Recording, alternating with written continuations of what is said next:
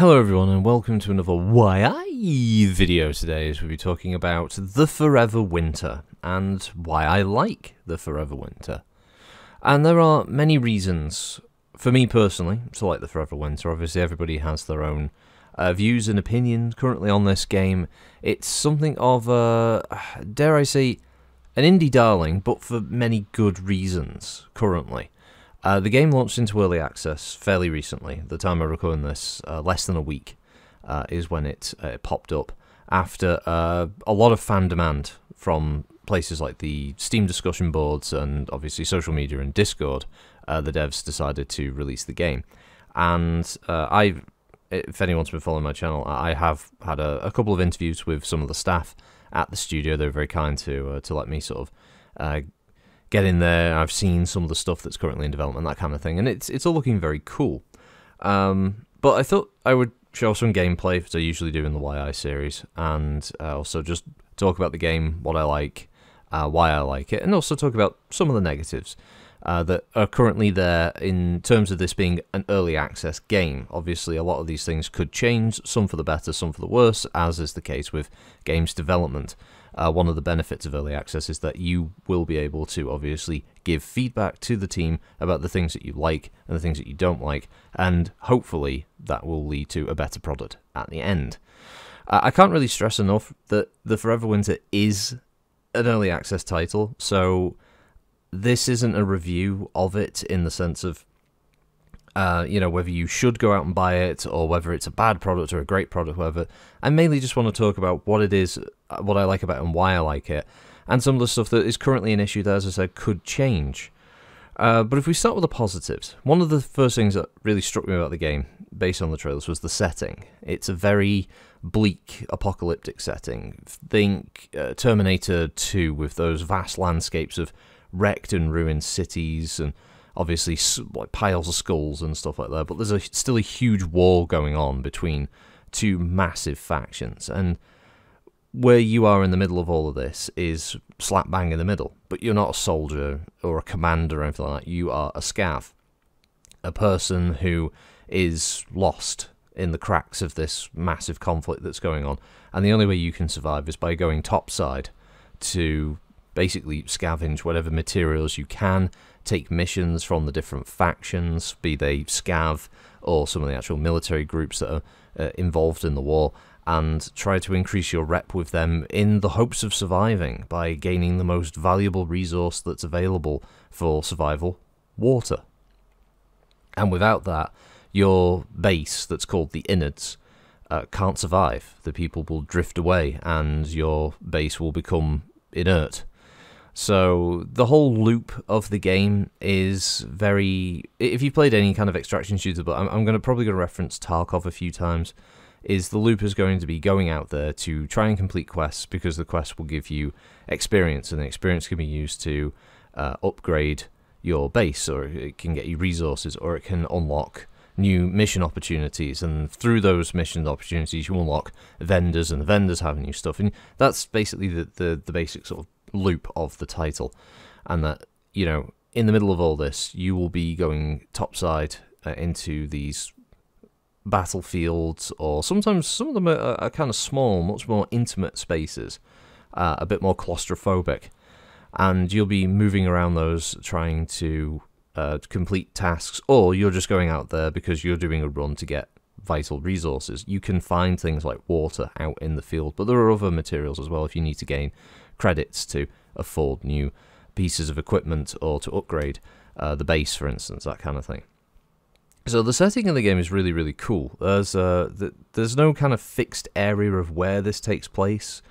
The city that you're fighting around in this first one is just called the City of Lost Angels, so it could be Los Angeles, like a massive post-apocalyptic LA. We don't know. It could pretty much take place anywhere, really. There are three major factions at war. 2 against 1, actually. Europa is one of them, who are seemingly a mix of sort of North American, possibly South American, with European forces thrown in. And then you've got Eurasia, which is virtually the entirety of the sort of Far East Asian kind of area of the continent, with obviously like China and Japan and Mongolia and a lot of the Southeast Asian kind of territories all thrown in. They have a sort of feeling of a kind of anime sci-fi aesthetic.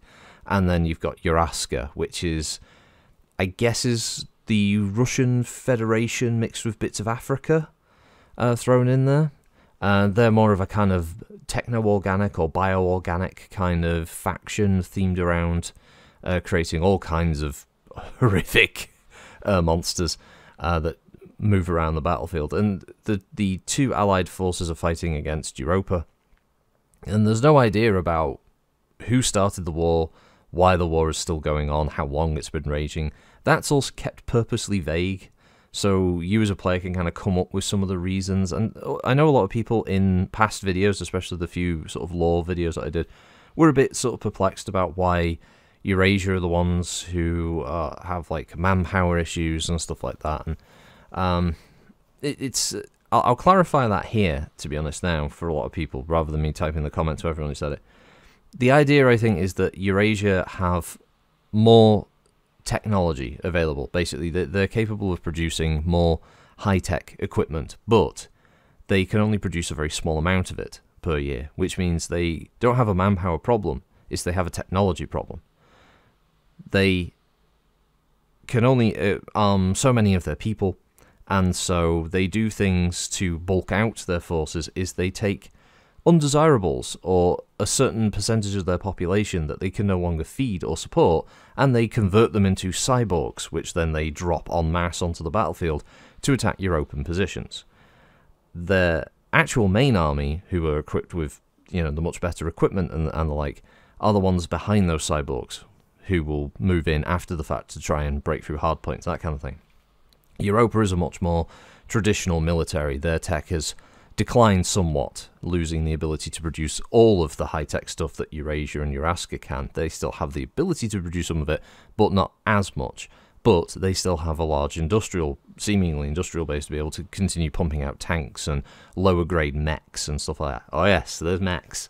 The game has all kinds of interesting-looking units, and there are others, I think, being worked on in the wings still to come. So there's lots of really cool stuff like that. There's an atmosphere to the game. It feels oppressive, dark. There is a sort of hopelessness to it. The way your characters are dressed, they're wearing rags of equipment. They've got, you know, hand-me-down pieces of weaponry, and their rigs are these rusty-looking things welded together roughly enough to be able to put a few baskets together that has enough carry space for them to grab whatever the hell they can and then move on. So the sort of setting and the atmosphere, sort of, it just oozes this, like, just grime. A lot of people, I guess the term grimdark probably fits quite well.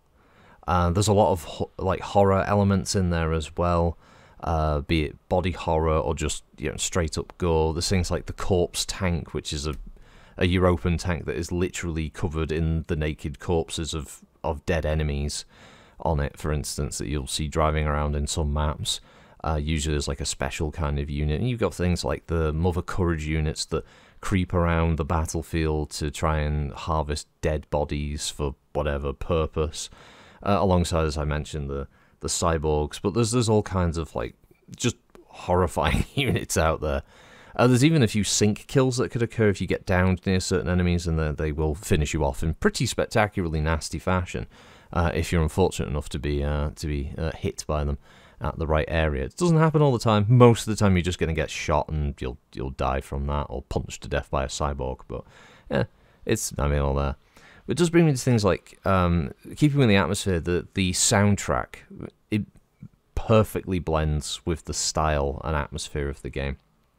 It's this very, very sort of melancholic, but also it can be quite high energy, but it all adds to that sort of feel of what was once is now lost forever, and it's just this seemingly endless grind of just trying to survive another day.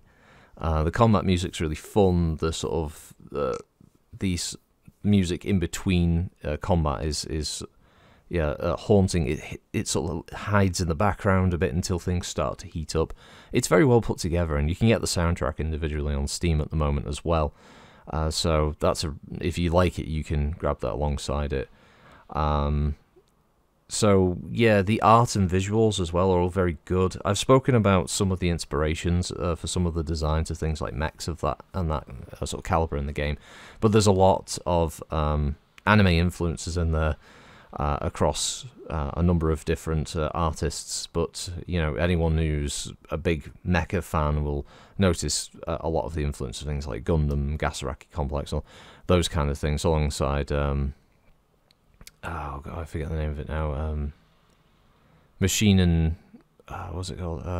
Machine and Car or something like that. But there's a lot of really sort of, you'll spot it sort of straight away.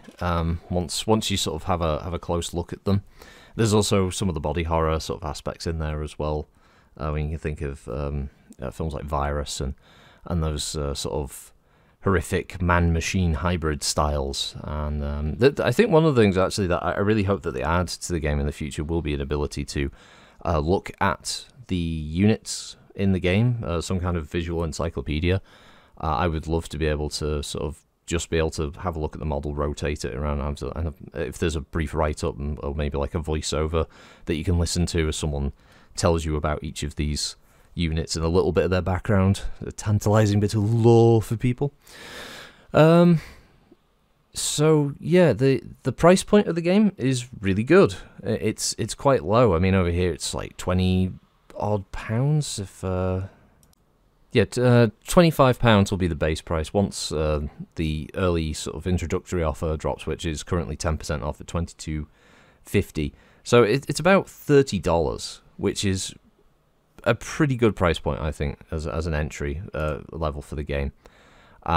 It's not going to break the bank. They're not asking, for this, $60 upfront season pass, all this crap. It is literally just a nice, affordable introductory price point, and there's all the potential of what can be, because the game can expand massively. We can already see that there are multiple maps being worked on.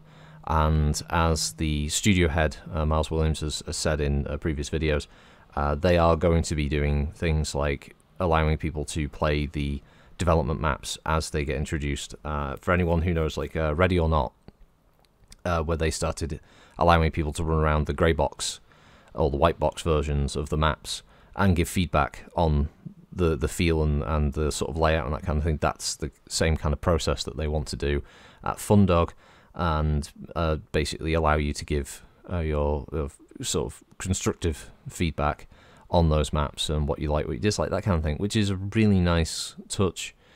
The game is also, although it has online functionality, obviously, for you to be able to play together, you don't need to be connected to their servers. So in a theoretical, the servers go down, you can still play it with friends because you can run it peer-to-peer.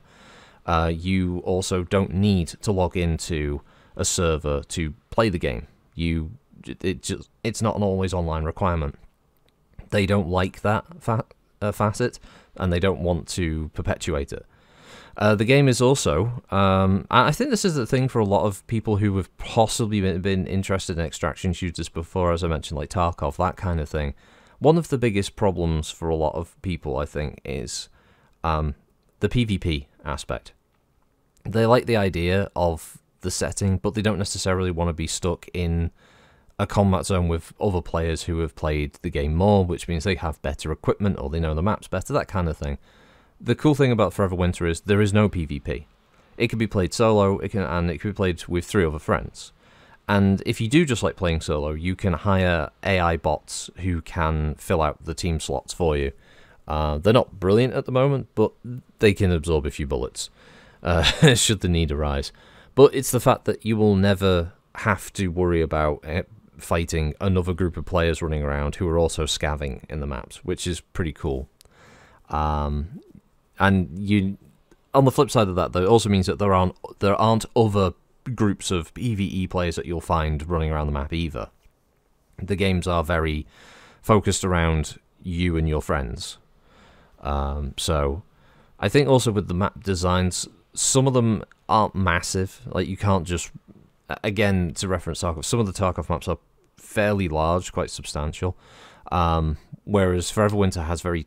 almost kind of tight kind of themes with the maps, sort of size and design. So there's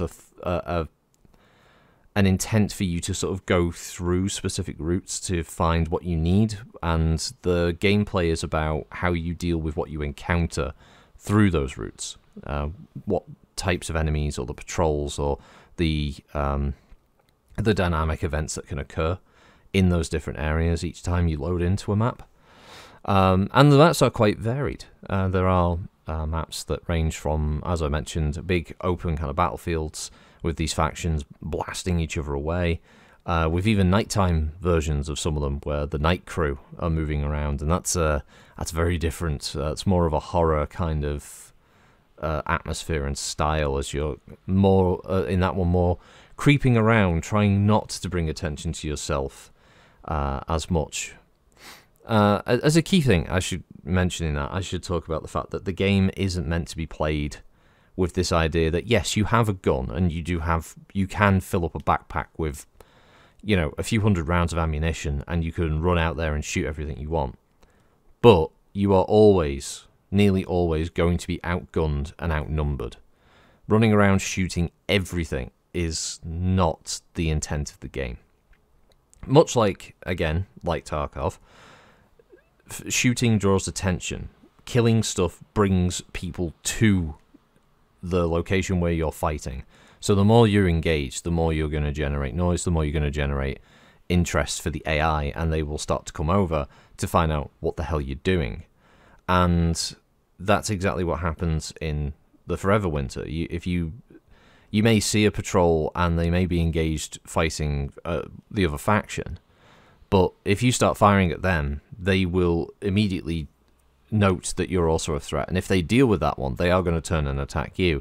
And if they have the ability to bring in friendlies, they will, and they, as I said, have better things than you do. They have tanks, they've got exo armor, they have mechs, they've got drones, and later on there are probably going to be more interesting threats out there. There are going to be things like attack helicopters coming in, and and other elements that are definitely going to be a lot more dangerous and difficult to deal with than you and your three buddies who might be equipped with, you know, a Scar Heavy and, you know, some SMGs.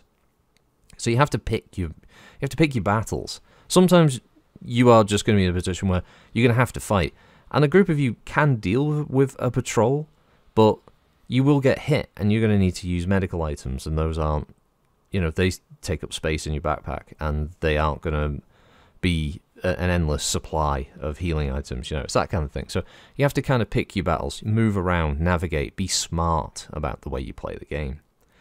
And as such, it is challenging. The Forever Winter is a difficult game, and that's the entire intent of it. If it was too easy, it would be a game where you'd steamroll it, and in a couple hours you've got all the best gear and you know, like top tier weapons. You've maxed out your rep with one faction that you like, and off you go. You know, then at that point you're just comp stomping, and sure, there's probably some fun to be had with that for a bit, but it doesn't really work with the premise of the game. The idea is that your progress is going to be based around careful gameplay, completing missions for the factions of your choice, and trying to unlock better reputation with them. But at the same time, obviously, if you decide that you want to go, you know, full Europa, that's great. Now you've pissed off the Eurasians and the Euraskans, which means they are going to be more likely to shoot you on sight because they know that you are an ally of that faction. On the flip side, the other faction are less likely to immediately gun you down, and hell, you even get some perks, as some maps have new start locations based on having better rep with one or the other. Nice touches like that. I'm sure it's a system that could be built on going forward.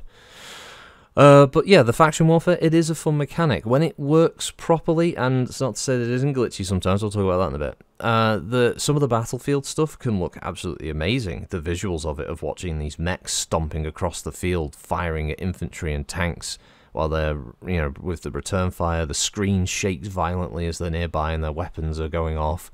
There's just like constant gunfire, and you can hear the chatter of infantry around you and stuff like that. And you can be sometimes sat right in the middle of it all, and I think the developers call it a pocket, where you are literally just in the middle of a full-on gun battle, and you're not a threat because you're not on either side.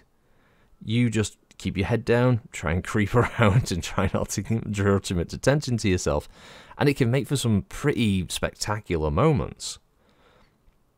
And that's a nice touch, and you can, if you want, and it's quiet enough, you can scavenge what's left from the dead afterwards, and you might be able to get some good stuff off them.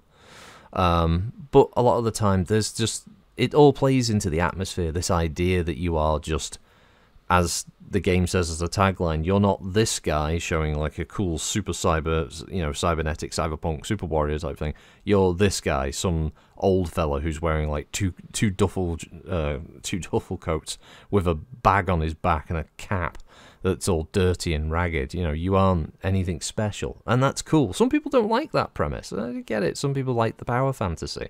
They want to be the cool guy running around the battlefield, shooting mechs in the face and jumping into a mech suit, killing the pilot, and running around in their stolen mech. Yeah, I mean, there's definitely fun to be had there, but it isn't in this game. That's not the idea.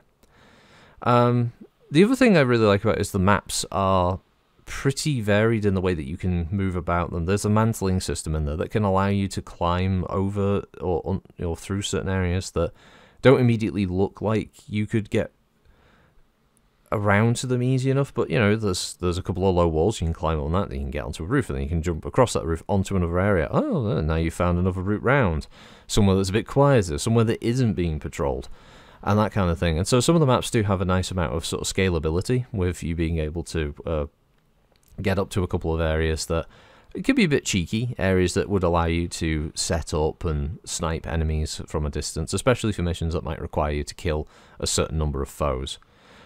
Because all the weapons can be customized, you can get different parts for the muzzles, rails, magazines, stocks, scopes, all those kind of things. So you can get a weapon that you're particularly fond of, and then you can upgrade that to be whatever you need it to be, whether you want it to be your suppressed weapon that's good for stealthing around to take out enemies when there's a necessity, and not draw too much attention to yourself. Weapons tend to range from a gamut of pistols, shotguns, SMGs, rifles, and that kind of thing, and they will most likely add more stuff. Currently, all of the guns in the game are, as far as I can tell from what I've seen, are real-world weapons, so there's no kind of like sci-fi stuff, but I know there are sci-fi weapons mentioned in the lore and will probably be brought in future updates. I can understand why they aren't there from the start, because if there's a Eurasian unit running around with like a laser cannon, it might be a bit difficult to kind of balance that, especially for the two AI factions fighting each other. It may end up in a situation where they just very quickly can just like vaporize one side, and then the map feels very kind of empty and like quiet. So I assume there's going to be some not bug fixing, but balancing going on between the two factions in that regard.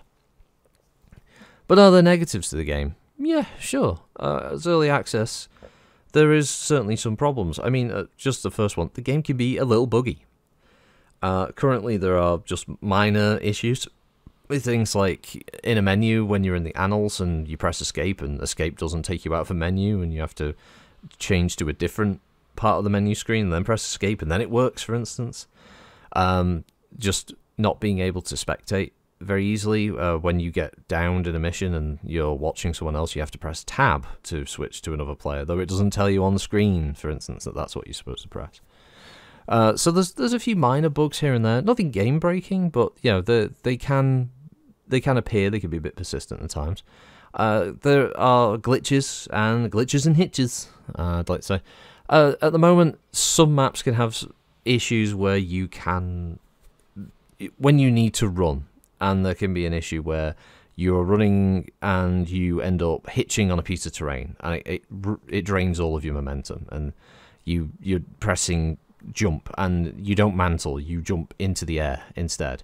There could be a few little issues like that can occur, and it can get you killed, and that can be really frustrating, and definitely something that the map team could, and I guess maybe the animation team could probably work on fixing. Hopefully, I would prefer that sooner rather than later, if possible, because in a game where movement sometimes is a life and death affair, getting stuck on a piece of terrain, especially in a time where you might be getting chased down by a hunter-killer team, is not great. or slipping off a piece of terrain is another annoying one, where you can end up like falling into an area that you just can't get out of, and that's it. Your run's over. There's no climbing back out of it, because it's allowed you to go up onto a spot and then you fall down and die. And to that point, movement can at first feel a bit stiff and unresponsive. There isn't a fluid kind of motion to the characters. Running, for instance, while you're holding down the sprint key, changing direction isn't sort of done with the sort of A and D key. You move the mouse as left and right in sort of broad strokes that will sort of angle you that way. Once you get used to it, it works fairly well, but it can, I think at first, I think a lot of people are kind of frustrated with the movement feeling a little bit awkward, like it doesn't feel very quick. Again, in a game that probably needs you to be able to respond very quickly to a patrol that you weren't expecting to creep up behind you, or just in a scenario where the shit's suddenly gotten quite loud and now you need to move quickly. Holding down the button and your character sort of slowly getting into a sprint, or just being able to turn quickly, it can feel a little bit unresponsive, even if that's I assume it's an intentional choice, but it certainly frustrated some. And I can understand why. I've gotten used to it, but it's noticeable at times when you do need that ability to quickly react, and it just isn't quite there. Personal pet peeve of mine: cyborgs. I think cyborgs. I've played it now in a closed beta version, and I've played it in the dev build that I was given access to, and now in early access. And cyborgs are still a unit that I feel can be a little too deadly for a unit that is meant to be a kind of chaff. They're supposed to die en masse. They are a unit that can sometimes feel like, okay, I've shot this thing with a rifle round, it should just drop. And you're hitting it multiple times. And if there's a group of them, it can very quickly mean death. And I think, personally, cyborgs should be a unit that is, they absorb rounds. They make you waste bullets, because if you get into the sights of a cyborg group and they charge you down, they're faster than you. And I understand the idea that, these are unrelenting creatures. They are going to force you into a fight. That's fine. That's part and parcel of the risk of the game. But when it takes multiple rounds to drop a single cyborg, it's not as fun. And I'd personally prefer it if they die quickly, but all the noise you're making to kill them draws either more cyborgs in, which means you then have to start very quickly figuring out, do I stay or do I get the fuck out? Or it brings in more deadly units, like your Asian or your Askin soldiers or your Opens, to come find out what the hell all the gunfire is all about. I think that's probably how this should work. So for me, cyborgs are still a bit of a bugbear for me. They're not like game breaking or anything, but they can be a nightmare scenario for you in some elements, depending on the map and where you currently are. The AI can sometimes be a little bit unreliable. One of the things I think you need in a semi-stealth title is a reliable pattern to AI when they're moving around. And one of the things that I've noticed personally, and again, I could see this being fixed maybe even by the time this video goes out, but sometimes you'll see a patrol moving through an area, and they go like a little bit in, and then they all turn around and go back, and you go, oh, okay, right, they're going away. And then they turn around again and they come back, and you start wondering, why are they patrolling this 5-foot stretch of ground? It's like, shouldn't they be doing a bit more of a loop, navigating an area of the map that if you were quiet and you sat there and waited, you could predict their movement when they're going to next come around, to give you an idea as a player about what areas are more heavily patrolled, what areas are a bit quieter, that kind of thing. So sometimes, regardless of the map, sometimes you will just see AI you need to get to this place because there's an objective there that you want to accomplish, but you can't because the AI are now just doing a weird little ditty on the spot. They're wandering around in that same spot, and sometimes you get lucky, and an opposing AI group will wander over and they shoot them and kill them, and they move off, and it's like, okay, that's great.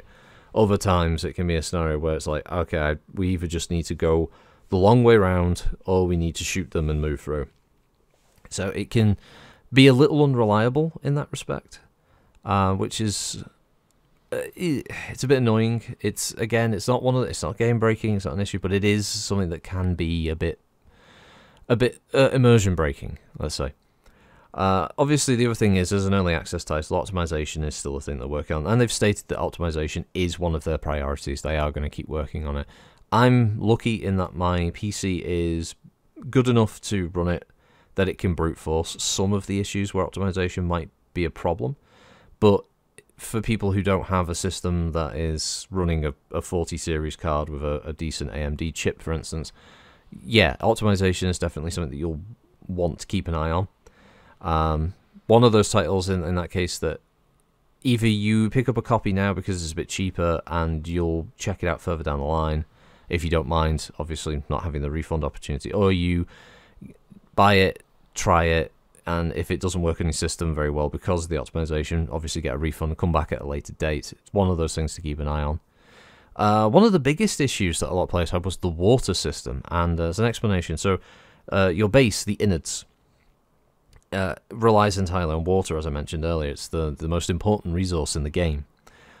If your water runs out of your base basically resets. Essentially, it failed, and the people who were there have left. And all of your stored items in the base are gone. And I think your reputation with factions goes back down to 0. Your mission progress doesn't. You can still take missions once you unlock all the factions to do missions for. Those are there. But you basically get reset to stage 1, and then you have to go back in. And water ticks down in real time. 1 barrel of water is 24 hours.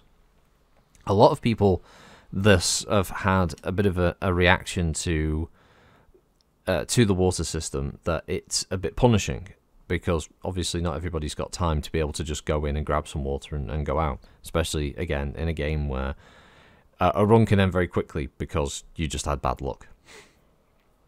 In the early part of the game, there's a set of introductory missions, and probably the toughest one is grabbing 3 European drone parts.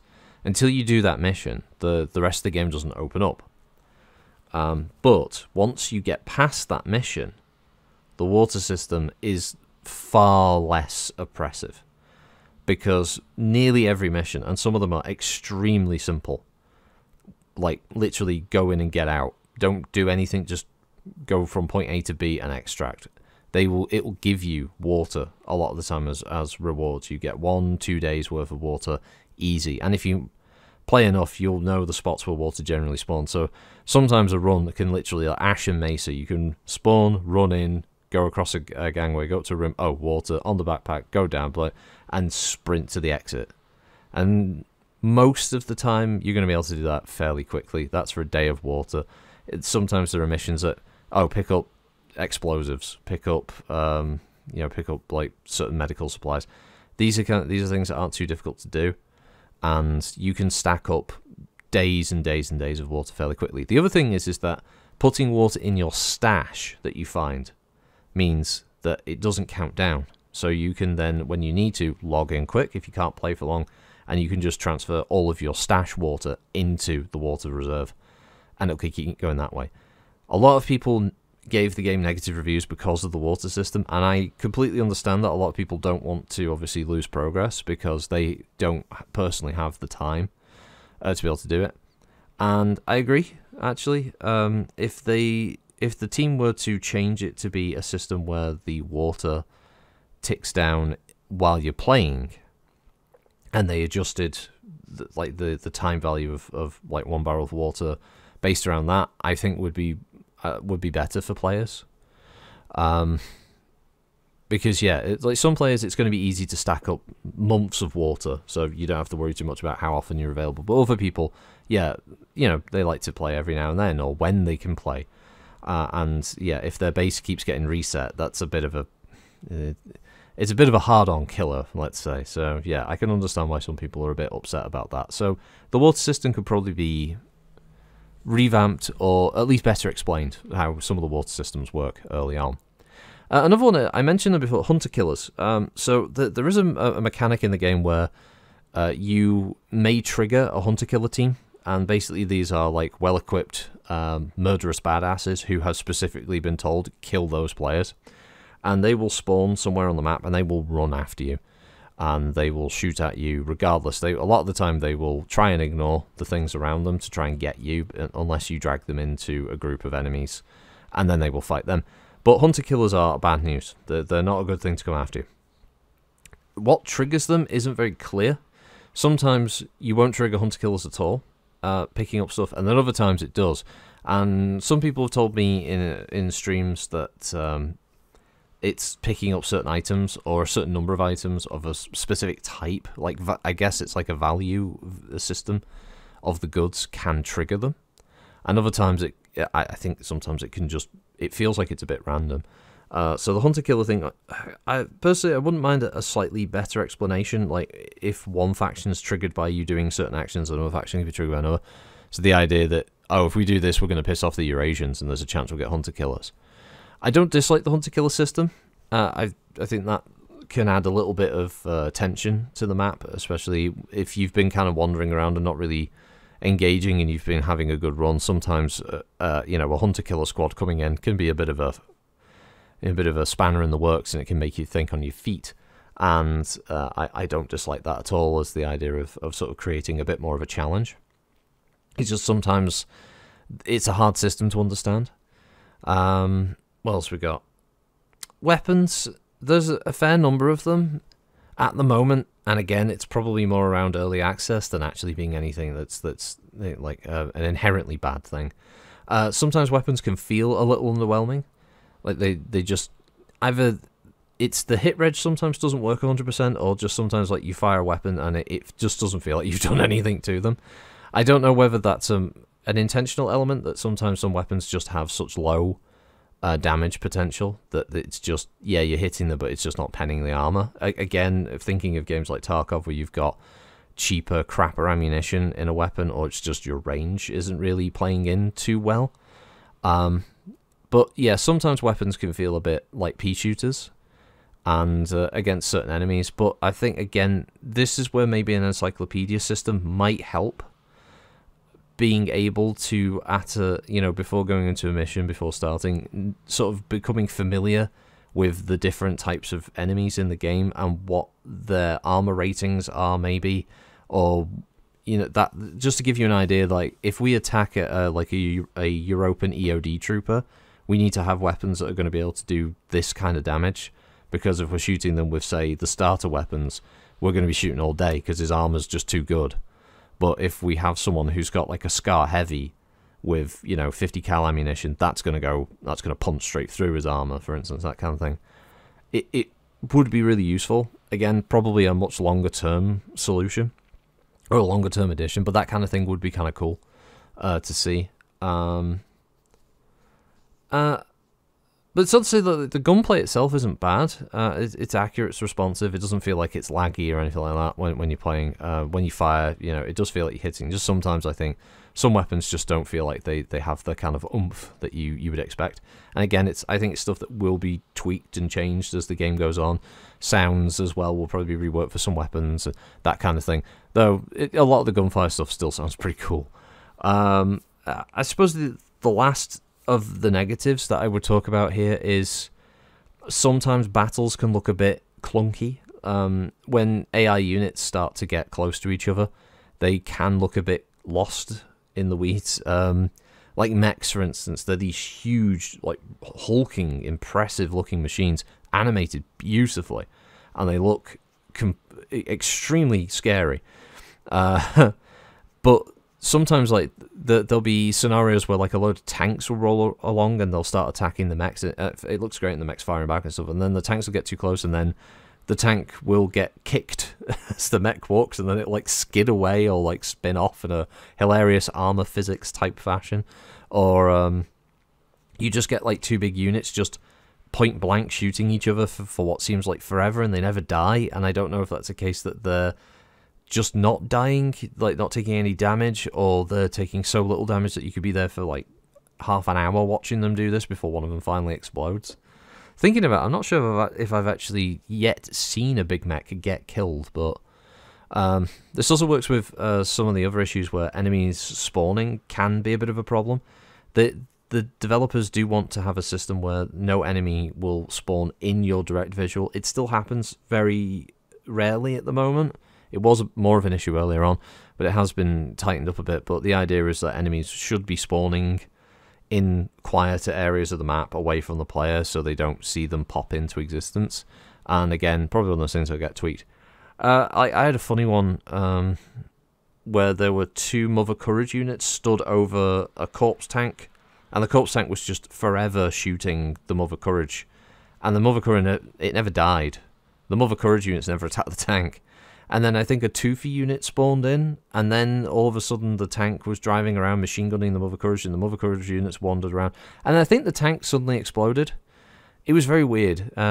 Sometimes, so yeah, the immersion sometimes gets broken, but just because the AI sometimes I think is a little bit clunky and doesn't quite know what's going on, and yeah, it can be a bit immersion breaking, as I said. But I'm looking at the timer of this, how long I've been talking, 41 minutes. I like the game. I really do. It's extremely unique. It's an extraction shooter with a really dark, oppressive atmosphere. It's a mature title. It's not trying to appeal to any kind of major sort of player groups. You know, it's not looking for COD players. It's not looking for like the Fortnite crowd or anything like that. It's got its own thing, its own vibe, and I think they've done that really, really well. Visuals are great, the soundtrack amazing, the map design is stellar, the influences are all there. It's got this anime, apocalyptic, sci-fi, dystopian, Terminator 2 type, you know, War of the Machines. All these kind of influences all just kind of mesh really well. With a great potential of what we could see further down the line, from weapons to gameplay mechanics to the AI and their reactiveness to mission variety and that kind of thing. It's not to say there are quite a few missions already in the game of what you can do, and more enemy stuff to be brought in. I mean, there's bosses, for God's sakes, as far as I'm aware, that should be coming along. Like Toothy is a good example of a potential boss that you can encounter. And I think there are others supposed to be lurking somewhere in the background. But yeah, there's all kinds of cool stuff that can come about from this. And as an early access title at the moment, it is fun. It runs well for me. I haven't had it where it's crashed or anything like that. I think it's worth just dipping your toe in. Try it. Steam has its refund policy for a reason.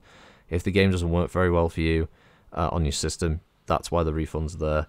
But I wholeheartedly, if you're intrigued by it, if you like the premise of it, if you want to play an extraction shooter that doesn't have PvP mechanics, so you can avoid people hacking and shooting you from across the map or through buildings and stuff, it's well worth checking out.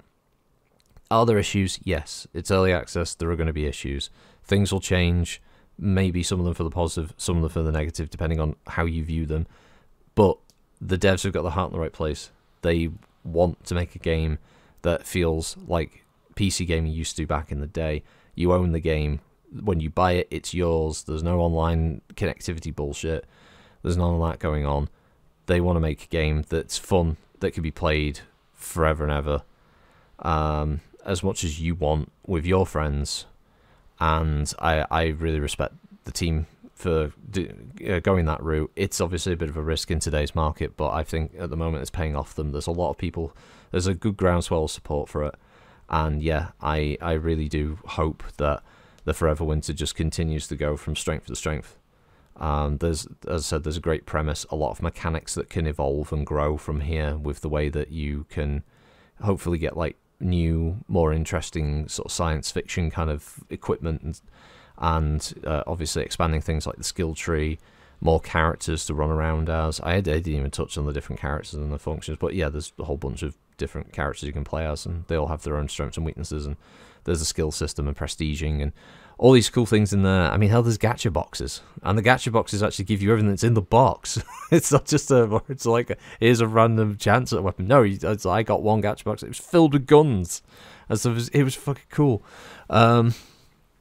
So yeah, it's a really, really good game so far, and I'm enjoying it. And I am going to stop talking because my throat's getting sore. And yeah, 45 minutes straight up just talking about the Forever Winter. Yeah, have a good week. Thanks for joining, everybody. I will probably be doing more gameplay videos of the Forever Winter over time when they do more significant updates and stuff like that. If I can talk to the team about some more of the lore background of the setting and stuff, I will try and make videos about that.